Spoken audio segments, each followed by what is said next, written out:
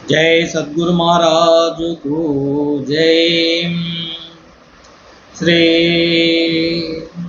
भागवतुल कृष्णदास गुरुं भजे। श्री वेलुवित्ति राम ब्रह्म गुरु गुरुं भजे। 227వ కంఠార్థము గురుని లక్షణము. పరిపూర్ణ బోధ నెరిగిన గురువరు చే బోధగొన్న గొప్ప ఫలమౌ.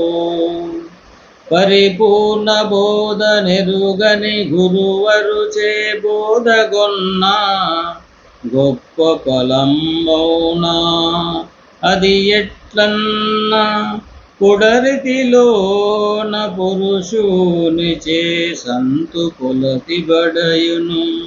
బడయతరమౌన వారికే తమ వంటి వారిచే గొప్ప ఫలమౌనా. అది ఎట్లన్నా పుడరితిలోన.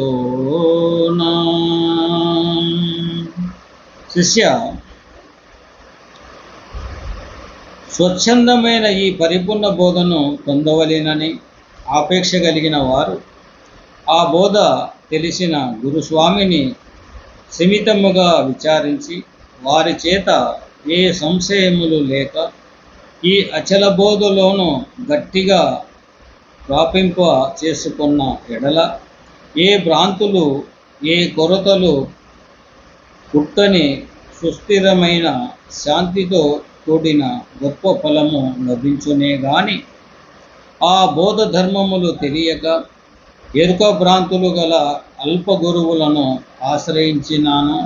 వారి బోధలు వినినను ఉపాధి గతమగు భ్రాంతులు శంకలు తీరక ఎరుక అనే రక్కసి కోరలలో నలిగి చూర్ణమగుచుండవలెను గాని నిబ్బరమైన సుఖజీవితము అనుభవప్రాప్తి కలుగక ఉండును. అది ఎట్లనినా స్త్రీకి సంతాన ప్రాప్తి కలుగుటకు తగువైన పురుషునితో ప్రతిసల్పిన ఎడల తాను కోరిన సంతాన ప్రాప్తి కలుగును గాని అట్లుగాక తనలో సమానమైన స్త్రీతో ఎంతకాలము ఉండినను సంతానము కలగక ఉండున్నట్లు జనన మరణము లేని వాడుగును కానీ జనన మరణములు లేని వాడగును కానీ జనన మరణములు కలిగిన అయాత్మ బ్రహ్మ మనం ఎరుక భ్రాంతి గల వారి సాంగత్యము చేసిన ఎడల తానును జనన మరణము కలిగిన వాడనియే తలంచవలేను. ఏ విధముగా అనగా లోకములో కొంతమంది వ్యాపార పద్ధతిగా మేము అచల గురువులము పరిపూర్ణ గురువులమని తెలుపుచు మా వలన ఉపదేశము పొందమని కనపడిన మనిషినంతా ప్రాధేయపడుచుండెడు. కొన్ని ఆశ్రయములయందు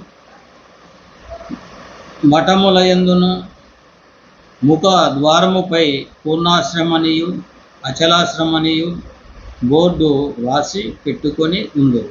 అట్టి వారి బోధలలో అద్వైత బోధ వరకే చోటు చేసుకొని ఉండును గాని పరిపూర్ణ బోధ వారి దగ్గర లేశమైన కనపడక ఉండును. జై సద్గురు మహారాజుకు జై.